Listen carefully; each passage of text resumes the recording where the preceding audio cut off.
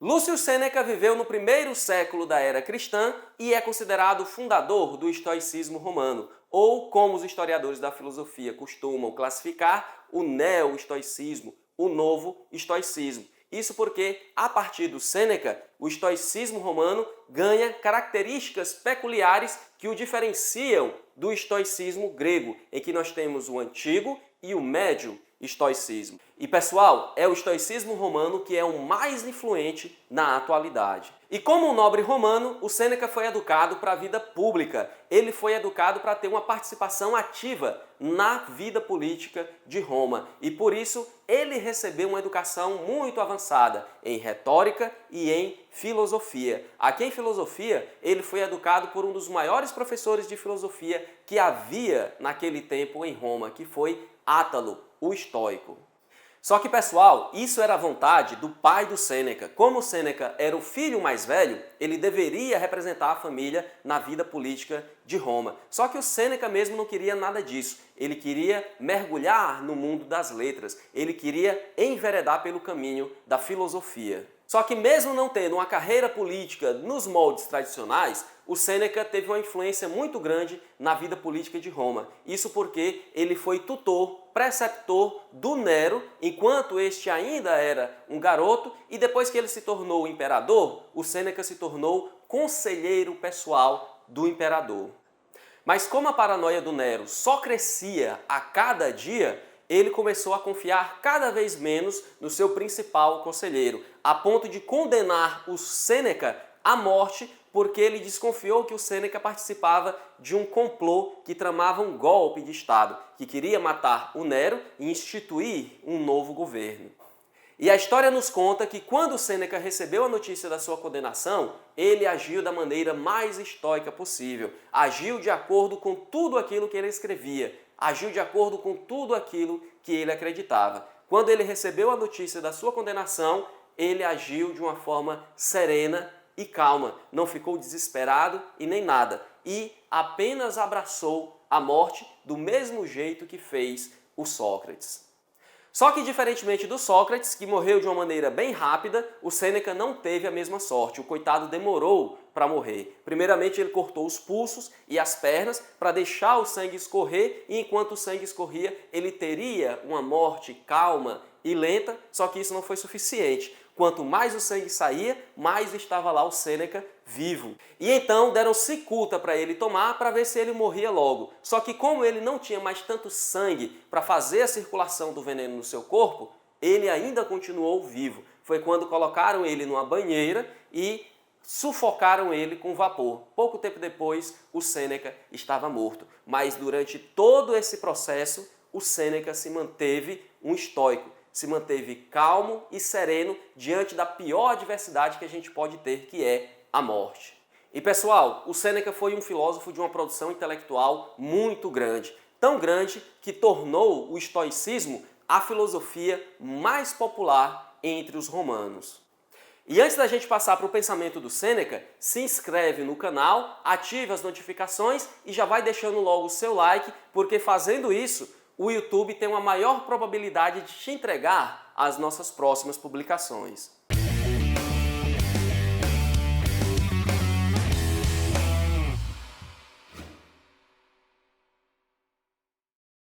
Uma característica marcante da produção intelectual do Sêneca é que ele não escrevia no grego, que era a língua oficial da filosofia na sua época. Ele escrevia em latim, que era a língua dos romanos. E ele também não escrevia apenas tratados filosóficos, mas também consolações e cartas. Tudo isso, pessoal, para atingir o maior público possível e tornar o estoicismo a filosofia mais popular entre os romanos. E parece que isso deu certo, porque o Quintiliano, que é um filósofo de uma geração posterior ao Sêneca, atesta em seus escritos que só o Sêneca é lido no seu tempo. Tamanha é a produção intelectual e a importância dos escritos do Sêneca. E uma outra característica marcante, não apenas da filosofia do Sêneca, mas do estoicismo romano de uma forma geral, é que eles, como um povo muito pragmático, se voltam de uma maneira mais profunda para a parte mais pragmática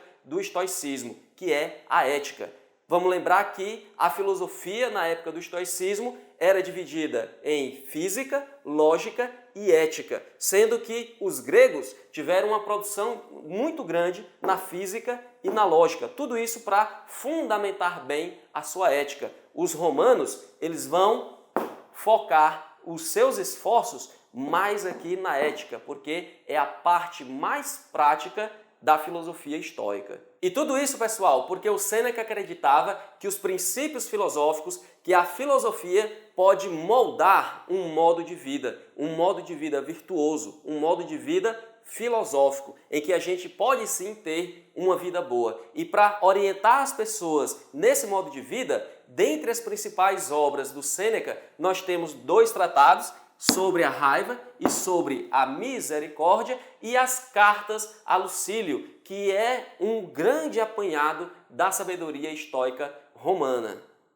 E aqui na Ética, o Sêneca segue a tradição estoica, afirmando que uma vida boa é uma vida de acordo com a natureza. E se a vida boa é aquela vida de acordo com a natureza, nós temos que ter conhecimento da natureza, porque só assim nós vamos ter o conhecimento daquilo que é mais importante para a gente viver uma vida boa, para a gente alcançar a felicidade, que é entender o que está no nosso controle e o que não está no nosso controle. E então, de acordo com esse conhecimento da natureza, sabendo que nós também fazemos parte da natureza, nós vamos entender que a única coisa que nós temos controle é da nossa mente. Nós não temos controle de nada que é externo a nós, mas nós podemos controlar as nossas reações a tudo aquilo que acontece a gente. Ah, aconteceu uma desgraça.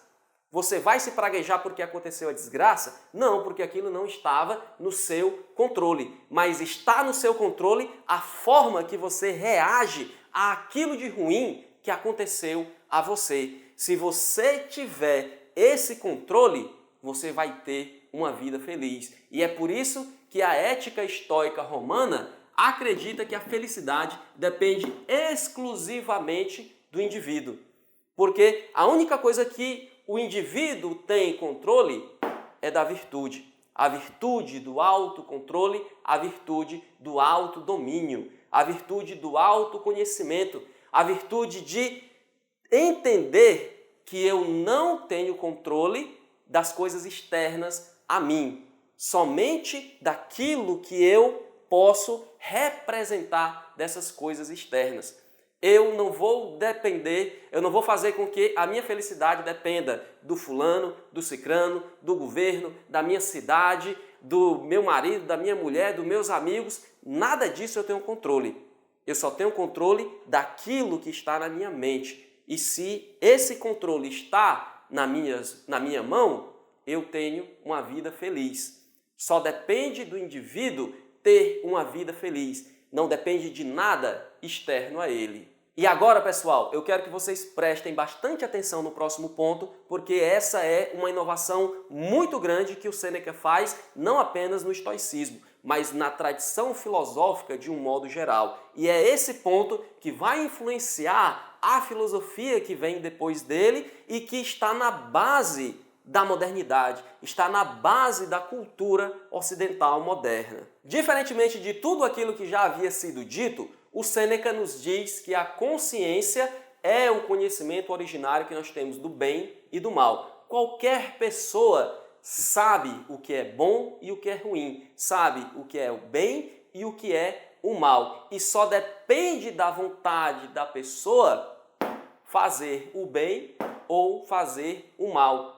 A voluntas, que é uma palavra latina que os gregos nem tinham no repertório linguístico deles, é algo muito importante aqui na filosofia estoica do Sêneca. Ele vai dizer que depende da vontade, porque a vontade é a disposição moral que alguém tem para fazer o bem ou fazer o mal. Isso é um rompimento radical com o intelectualismo grego. O intelectualismo grego que dizia que é a partir do conhecimento teórico que nós temos, o conhecimento do que é o bem e do que é o mal. E a partir de uma educação virtuosa voltada para a razão, educando os sentimentos, as emoções que nós vamos agir de acordo com o bem. Não depende da vontade, depende da razão agir de acordo com o bem. O Sêneca coloca aqui algo totalmente diferente. Nós já temos conhecimento do bem e do mal, mesmo sem ter o conhecimento teórico, mesmo sem ter um estudo aprofundado do que seja o bem, a justiça, o mal, a liberdade, mesmo sem ter nada desse tipo de conhecimento, a gente já tem esse conhecimento originário na nossa consciência. Qualquer pessoa, escravo, senhor, filósofo, não importa, já tem esse conhecimento originário do bem e do mal. E só depende da vontade da pessoa agir de acordo com o bem ou agir de acordo com o mal. Isso vai influenciar toda a tradição ocidental de pensamento. Isso vai influenciar toda a forma de pensar do mundo ocidental. Não é à toa, pessoal, que o Sêneca, bem como o estoicismo romano de uma maneira geral, são tão importantes para a gente entender a nossa realidade atual. E se você quiser deixar para trás o senso comum e mergulhar no mundo da filosofia, se beneficiando de tudo aquilo que ela tem para oferecer, pensamento crítico, maior poder de análise, de reflexão, argumentação, persuasão e muito mais, clica no primeiro link aqui da descrição e faça sua inscrição no nosso curso de História da Filosofia. É um curso bem completo, bem didático, bem passo a passo, onde você vai estudar a filosofia desde o início até os nossos dias atuais. Já são mais de 5.000 alunos e eu tenho certeza que, assim como eles, você também vai gostar. Qualquer coisa, qualquer dúvida, coloca aqui nos comentários. Eu vou ficando por aqui, um grande abraço e até a próxima.